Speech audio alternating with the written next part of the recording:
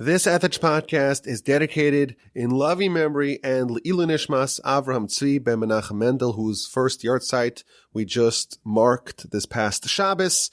May his soul be elevated in heaven. As I mentioned last time, we are beginning a new series starting January 3rd. If you want to supercharge your 2022, if you want to begin your 2022 on the right foot, join our Musar Masterclass. We're going to work on improving our character, on deciphering our character, and starting off the year properly, refining ourselves, improving ourselves, making sure that this is the best year upcoming. Visit our website, torchweb.org. There's also going to be a link in the description of this podcast. I hope to see you there, 7:30 Central Time, starting on Monday, January 3rd. We're up to chapter 5, Mishnah number 26, Ben Bagbag Omer. So the author of our Mishnah is unusually named. His name is Ben Bagbag, the son of Bagbag. And he used to say, Hafochba v'hafochba dekulaba. Delve into it, and delve into it, for everything is in it. This is a reference to Torah study. Torah study is something you should turn over and turn over, study it and study it. Examine it from every angle. Why? Because everything is in it. Uvatechazeh, and into it you should look deeply. Visiv uvleva, and grow old and worn out with it. This is not something we study as youths, as teenagers, as adolescents, and mature and graduate to other pursuits. This is something we should study our whole lives, grow old with it. And from it, you should not budge. For you, there's no better portion than it. There's no better pastime than it. There is no greater study and pursuit than the pursuit of Torah. So this is the Mishnah number 26. We're talking about Ben Bagbag. Now, the next part of the Mishnah, Ben Hey, we're going to split into a separate Mishnah. On some versions, they have it lumped together. In the version that we're using, it does have it lumped together, but we're going to separate it into two. So we have an idea about Torah study. You should turn it over and delve into it and never stop studying it. Study it as a youth and graduate your life, essentially live your life accompanying Torah study. This is the best pastime. Now, who is the author of this Mishnah? His name is Ben Bagbag. His full name, we're told in the Talmud, is Yochanan Ben Bagbag. He was a friend and a colleague of the author of the next Mishnah, Ben Hey, the similarly unusually named Ben Hey. And Ben Bagbag is not featured very often in the literature. In all of Mishnah and all of Talmud, there are only a handful of citations. One memorable one is found in the book of Talmud Baba Kama, page 27b, we read the following memorable citation. Ben Bagbag Omer, Ben Bagbag says, if your friend has your stuff, if your friend owns your items, is harboring your items, don't enter his field. Don't enter his courtyard in the middle of the night. Don't sneak in like a thief. Rather, break his teeth and say, mine I am taking. If your friend is holding your stuff, don't act like a thief. Don't surreptitiously sneak into his house, walk in, bang down the door, smash his teeth, and say, I'm taking what is rightfully mine. One teaching in the Talmud. A second teaching in the Talmud is found in Psachim, page 96a. Ben Bagbag Omer, Ben Bagbag says, a tamid sacrifice. A tamid is a daily sacrifice that's brought. The first sacrifice brought in the temple is the morning tamid, the morning daily sacrifice. The final sacrifice of the day is the afternoon sacrifice. And these animals that are sacrificed every day must be guarded and overseen and watched for 4 days before they are offered. These are the teachings of Ben Bagbag in the Talmud. So again, not featured very heavily. And he's telling us when we study Torah, we should turn it over and delve into it from every angle because there's everything in it. Now the commentaries note, if you look at the previous Mishnah, it talked about the timeline of a life well lived. At the age of 5, you start scripture. At the age of 10, you start Mishnah. At the age of 15, you start Talmud. The previous Mishnah gives us the framework for when we're supposed to begin our study. In this Mishnah, we're told what are we supposed to do for the rest of our lives. You've gotten to Talmud. You have been initiated in a life of study. Now it's time for you to toil in it the rest of your life. Why? Hafochba v'afochba. Delve into it and delve into it, for everything is in it. Now the commentaries offer a wide variety, a bevy of reasons of what this means. Everything is in the Torah. So Rashi tells us on a basic level, on a simple level, that the Torah is multifaceted. We read scripture, we read Mishnah, we read the Talmud on a basic level, and we understand it. And then we get a little bit more advanced, and we can see a new dimension, a new facet. There are shivim panim la Torah. There are a minimum of 70 facets for every part of Torah. We know that the study of Torah is divided up into 4 general kinds of study. There's the pardes, there's the simple level, and then there's the allegorical level, and then of course you get more advanced until you arrive to the sod, to the secret level, to the mystical level. You could have one citation, one verse, and you understand it in so many different ways. And therefore, when you study, don't just subsist with a basic, surface, superficial level of study. Turn it over and see a different angle. And never cease to examine it, because you will constantly find new dimensions and insights. We're told that the Torah is the Almighty's brain, so to speak, the Almighty's mind, so to speak. And just like the Almighty is infinite, the Torah is infinite as well. And there's a great irony in it, that the more exposure you have to Torah, the more you realize how vast it is and how little you know. The great Chazon Ish used to say that the mark of a Talmid Chacham, of a Torah scholar, is someone who has such prowess of Torah study, they can study 40 pages of Talmud in one day. Now, if you've ever had the great pleasure and privilege to study Talmud, you know that to study 40 pages of Talmud in one day is a gargantuan accomplishment. So what's the mark of a great Torah scholar? Someone who can study 40 pages of Talmud in a single day. But that's not all. A great Torah scholar should be able to spend 40 days on a single page of Talmud. If you're studying with great intensity and you're plumbing the depths of Torah, you will realize that there is so much. You could spend 40 days on a single page of Talmud, and you're not wasting your time. There's so much depth. Turn it over, and you can always find something new.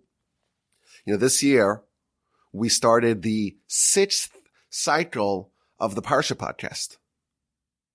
And every year, I have some listeners who say, you know what, Rabbi, we've covered the Parsha. We know the Parsha. Move on to other pursuits. Maybe do a Talmud podcast or a Mishnah podcast. And you know what? We probably should do that. But I always like to say that the Torah is infinite. And just because we studied one angle the previous year, it doesn't mean that we've exhausted Torah. Every year, we could try to find something new, because there's an infinite amount of wisdom in every part of Torah. And again, the great irony is that the people who know the least amount of Torah, they are certain that they are experts. This is like the Dunning-Kruger effect on steroids. The less you know, the more you think you actually know. But the more you know, the more you realize how little, in fact, your true grasp of Torah is. The Talmud tells us that someone once insulted Rabbi Akiva by telling him, you're not so special. You're like a shepherd. You're a simpleton. You're a shepherd of livestock. So Rabbi Akiva responded, Oh no, I'm not like a shepherd of livestock, big animals. I'm a shepherd of a flock, small animals. And the commentaries explain that this is not simple humility. What this person was telling Rabbi Akiva was, you're the greatest scholar in the land. You're one of the greatest scholars of all time. You know Torah that even Moshe doesn't know. Even Moshe didn't understand and didn't comprehend. But nevertheless, Torah is infinite. And therefore, compared to what Torah really is, your knowledge is like that of a simpleton, an ignoramus, a shepherd of livestock. And Rabbi Akiva responds, no. Torah is even vaster than that. And therefore, my knowledge, comparative knowledge, relative to what Torah actually is even less. Not because I know less, but because Torah, in fact, is greater. So if Torah is so vast, a simple, cursory, surface study is insufficient. You have to study it, and then delve deeper, and then delve deeper, and turn it over, because everything is in it. Now, the Ruach Chaim, he gives a different idea. And again, these ideas are not mutually exclusive. They're all true, but different angles to explain this Mishnah. Everything is in the Torah. The answers to all your questions in the Torah. But sometimes it's hard to figure out where exactly the answer will be found. Meaning, you don't always find the answer in the place where you would expect it. And he quotes the Talmud. The Talmud says, the Talmud is quoting a verse that compares Torah to a breast. And he explains that a breast is made out of flesh, but the child sucks out milk. Meaning that what you derive from Torah is sometimes different than what the Torah appears to be.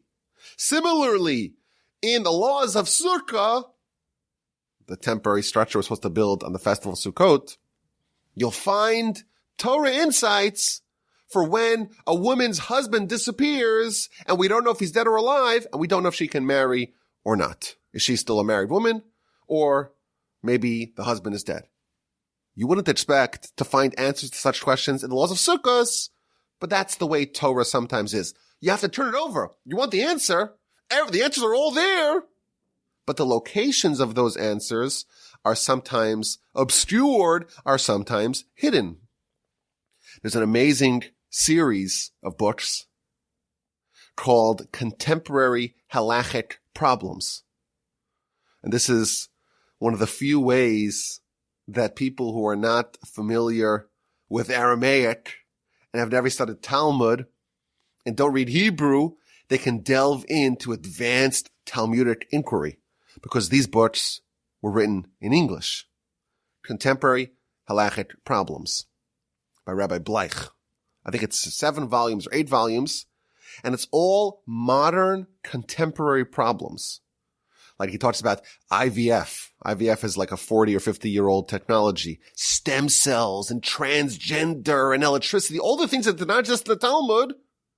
Contemporary halachic problems. What would the Talmudic and responsa literature say about these modern problems? And that really fits into this idea. Everything is in the Torah, but sometimes you have to work really hard to find where the answer to your question is. It may be in a surprising location. And therefore you have to turn it over and turn it over till eventually you'll find the answer. The principles of the Torah can be ubiquitously applied to every conceivable situation. But knowing exactly where to find the answers, to do that, you have to be a true master. You have to turn the Torah over, delve and delve until you know it all. So you have all the answers, but the only way to have the key to all those answers is to know it all because you never know where the answers may in fact lie. That's the second idea of what it means everything is in the Torah. A third idea. If you go to school, go to university, so you'll have different classes. You can learn about the sciences and history and English and art. It's all these disciplines and all these wisdoms, philosophy and all the different schools of philosophy, medicine. There's lots of different wisdoms and disciplines of knowledge, of learning. We're told that the Almighty used the Torah to create the world. Have you heard that idea? The Almighty used the Torah as the blueprint for the creation of the world. The Almighty examined the Torah, and that was the blueprint that He created the world with. What that means is that the Torah is the alpha wisdom. The Torah is the original, the OG wisdom. And therefore, all the other wisdoms and disciplines in the world actually can find their roots in Torah. Torah is the wisdom that incorporates all the wisdoms. And therefore, if you want to know knowledge, go to the source, the Torah, turn it over, because everything is in it. Now, of course, it's hard for us to deduce from Torah mathematics or science or history or language or philosophy. And the reason why is because we haven't toiled and delved and turned it over in every conceivable way. But the true giants who really achieved total mastery of Torah, they knew it all. They knew all the wisdoms. So, for example, we have someone, who lived in modern times. The Chazon Ish, I mentioned him earlier. The Chazon Ish, just personally, he was my father's sandik. By my father's bris, the person who holds the baby for the circumcision is called the sandik.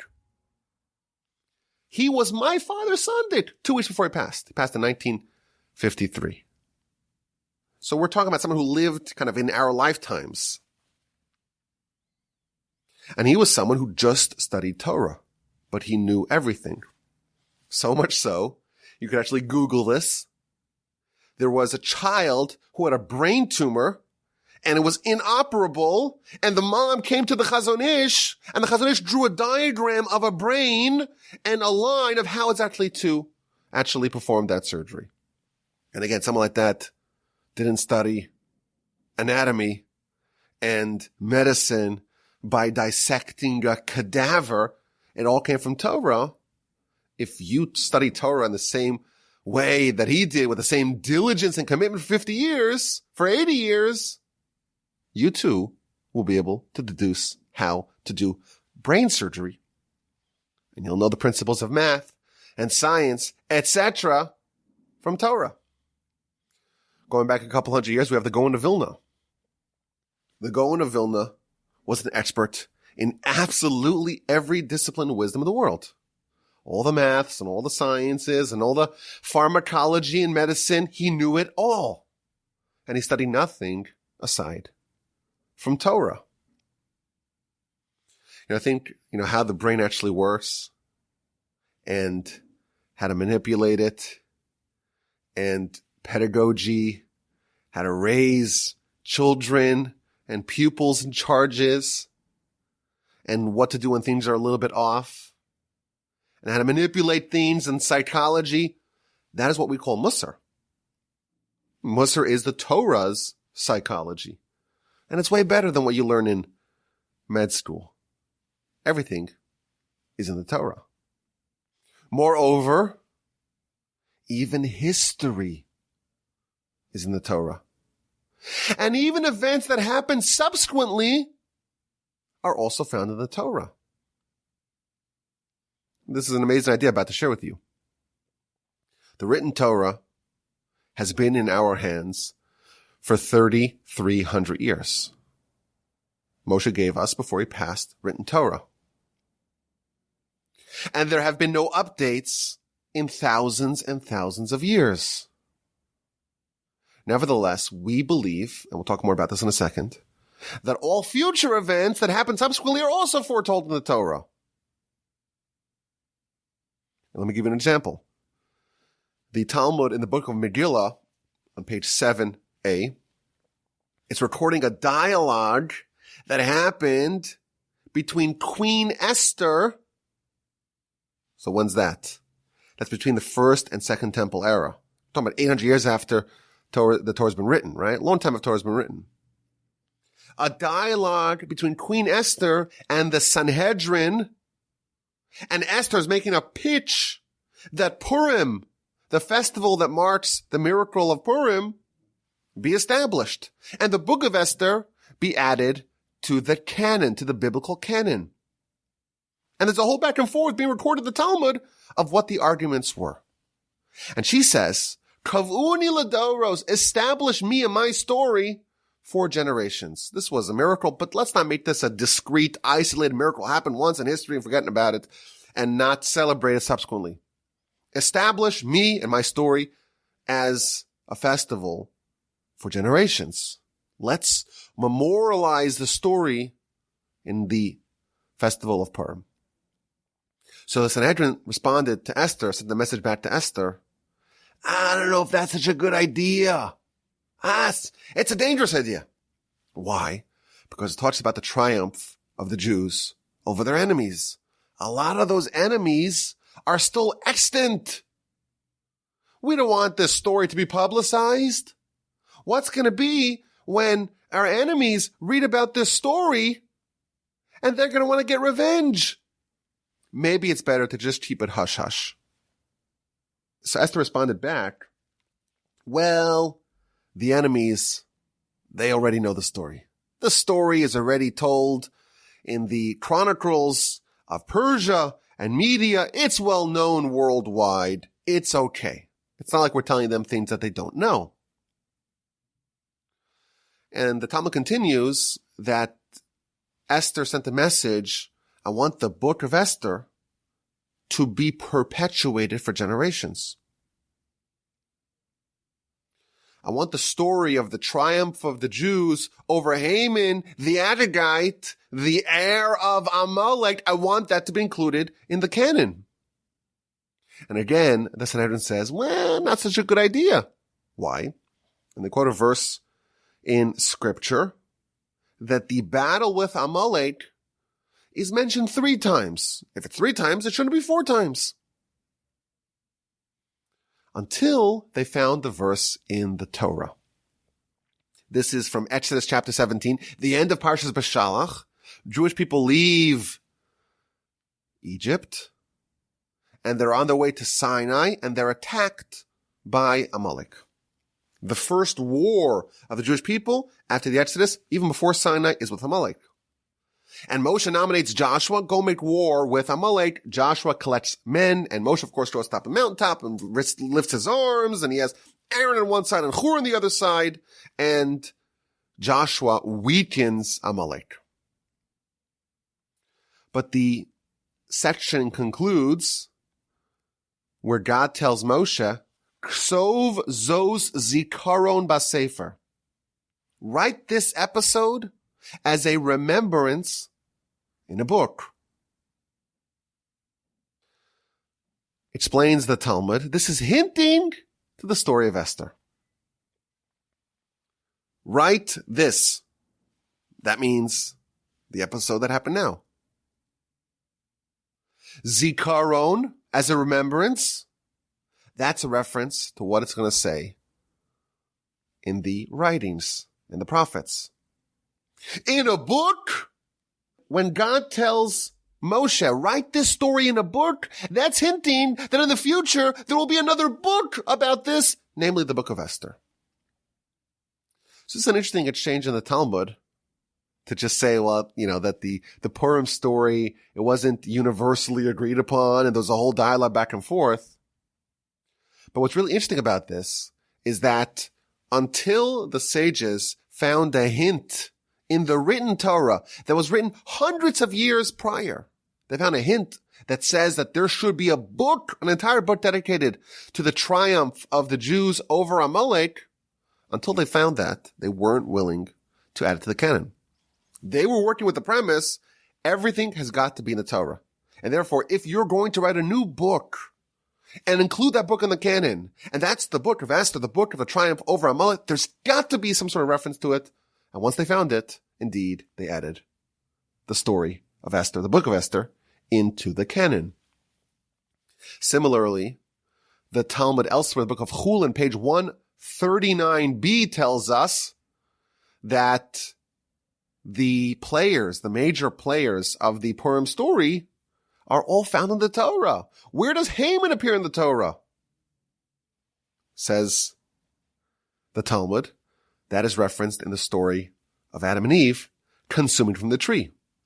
Where does Esther appear in the Torah? That too is found when the Torah tells us, Va'anochi hastir astir panai, I will cover my face. Hastir is similar, the same root as Esther. That's where Esther is hinted to in the Torah. And where's Mordechai hinted to in the Torah? That is in the Torahs. Again, there's an idea that all the future events, all the future publications, all the future bigwigs and notable people are all going to be found in the Torah. Moreover, we have a tradition that it's not just the important people who are featured in the Torah. All events of human history are forecasted in the Torah. Now, the idea of the Torah being like a microcosm of all of human history, that idea is found in a lot of different ways. So, for example, the Gaon of Vilna says that in the first word of the Torah, Bereshis, you find hints to all 630 mitzvos. Moreover, in the Torah at large, the history and the events and all the people are all featured. So one of his clever and ambitious students said to him, okay, well, if all people are told about the Torah, where are you found in the Torah, Gaon of Vilna?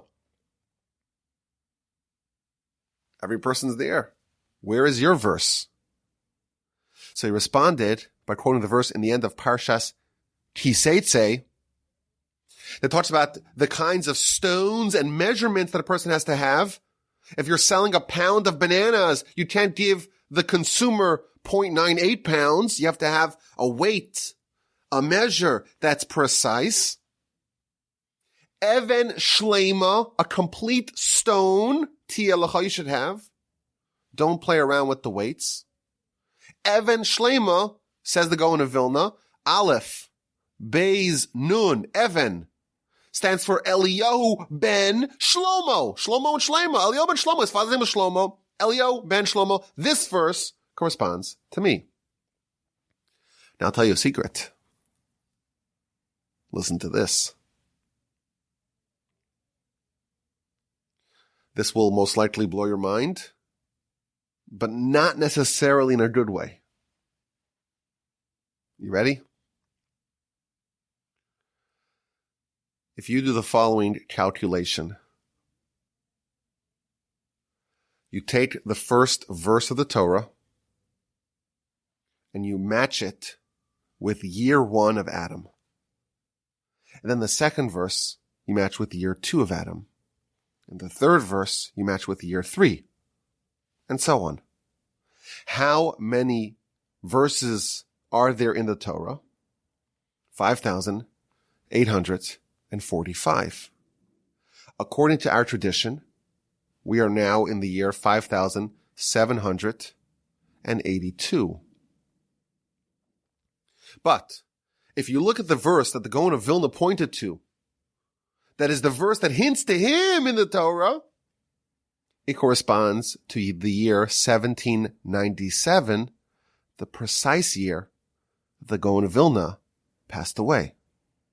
So there is a theory that argues that every verse in the Torah corresponds to a year of history. And there are many, many notable and important years in history that when you look to the corresponding verse in the Torah, you find how it's perhaps hinting to it. Now, of course, you're thinking, well, okay, what year are we in now? According to this calculation, we're in the tough parts of Ha'azinu, if you know what I mean.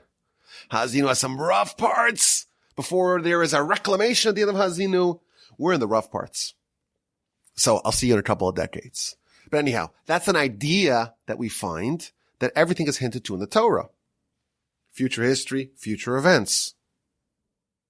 There's the great story with the student of the Ramban, whose name was Avner, who became an apostate, became like a bishop. You know the story?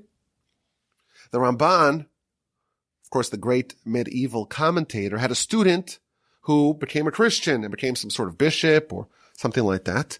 And this apostate, this traitor to his people, he went and visited the Ramban on Yom Kippur. Now, there are various versions of this story. This is the version that I read in the Seder HaDoros. So it says that on Yom Kippur, this apostate came to visit the Ramban, or maybe he summoned the Ramban, and he took a pig, and on Yom Kippur, he slaughtered the pig, and he cut it up, and he grilled it, and he ate it. In front of his great teacher, a Jewish boy did this terrible sin. On Yom Kippur, holiest day of the year. So this apostate goes over to the rabbi and says, well, how many violations did I transgress? And then a whole discussion of how many violations this person transgressed. And they engaged in a conversation, and the Ramban asked him, well, what caused you to reject and repudiate your faith? Why did you become an apostate? So he responds as well, once you were giving a lecture on Parshas Ha'azinu. Ha'azinu, the song of Ha'azinu, is the second to last parsha in the Torah, the penultimate parsha of the Torah. And it's a song, one of the 3 songs of the Torah. And in it, we have all these very poetic verses that talk about the past, the present, the future, etc. And if you actually look at the commentary of the Ramban, he talks about how this is forecasting all of human history and the trends of human history and the events of human history and the upcoming Messiah, etc. But in your lecture, says the apostate, you claimed that everything and every person and every event is foretold in Parshas Ha'azinu, in the Song of Ha'azinu. And to me, that sounded so impossible. It must be you're making it up. It must be you're not reliable, and I'm leaving the religion. I'm going to become a Christian. That's what this apostate Avner tells the Ramban, Nachmanides, the giant of the medieval era. So the Ramban responded to him, well, I still stand by what I said. Everything appears in the Song of Ha'azinu. So Avner says, okay, well, where does my name appear? Aha, checkmate. Where does my name appear? Yeah, if everything appears in Ha'azinu, where does my name appear? So the Ramban responded, if you look at chapter 32, verse 26 of Deuteronomy, in Parshas Ha'azinu, you read the following, Amarti af'eim ashbisa me'enosh zichram. I said, I will shatter them in anger, and I will make their memory cease from humanity. And if you look at the 3rd letter of these words, you have a resh, and then an aleph, and then a beis, and then a nun, and then another resh, which can be read as Reb, which means like Mr. Avner. And what does it say? You'll be shattered, you'll be destroyed, and everyone will lose sight of you. You will be lost. And when this Avner person heard the story, he said, well, what do I do now? So Ramban says, I don't know. The verse seems pretty unambiguous. So the rabbi left. This is how the story is told. The rabbi left, and this Avner person, he was so shaken up by this experience, he gets on a boat and he disappears, and no one knows what happened to him. Indeed, as forecasted in the verse. Now again, this story is told in many different ways, but again, it's always the student of the Ramban, whose name was Avner, who had this kind of change in attitude because he discovered that his name, in fact, does appear in the Song of Ha'azinu. But that's one of the ideas that the commentaries here share. If everything is in the Torah, it means everything is in the Torah, all the wisdoms, and in fact, even all the histories. And therefore, if there's so much in the Torah, we should study it. And we should not budge from it. And we should study it as a youth. And we should grow old with it. The Torah is not a discipline like other disciplines. You don't go to school, do your 4 years of Torah study, get your degree, maybe get your PhD in Torah, and that's it. Move on to other things. Torah is a lifelong pursuit.